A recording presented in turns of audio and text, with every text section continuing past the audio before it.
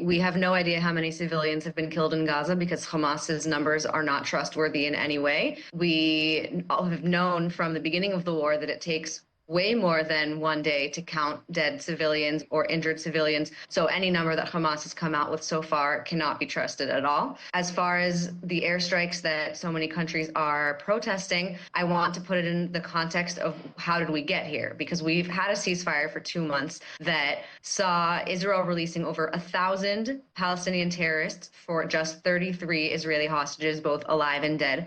And the ceasefire was supposed to move on to a second phase, but diplomacy failed. Hamas repeatedly refused to release the rest of the Israeli hostages, and Hamas also rejected every single proposal that they received from the American negotiators. So Hamas made clear that they would rather drag Gaza and all of the civilians into a war zone, endangering all of the lives of the people that they're in charge of, rather than simply free the last 59 hostages. It could have been so simple. And we know that the hostages are being tortured and starved in underground tunnels or forced to be slaves from the hostages that have been released so far. Israel cannot and should not be expected to continue endlessly trying to negotiate after Hamas has made their priorities clear so many times. We had no choice but to go back to the war that Hamas has forced us into.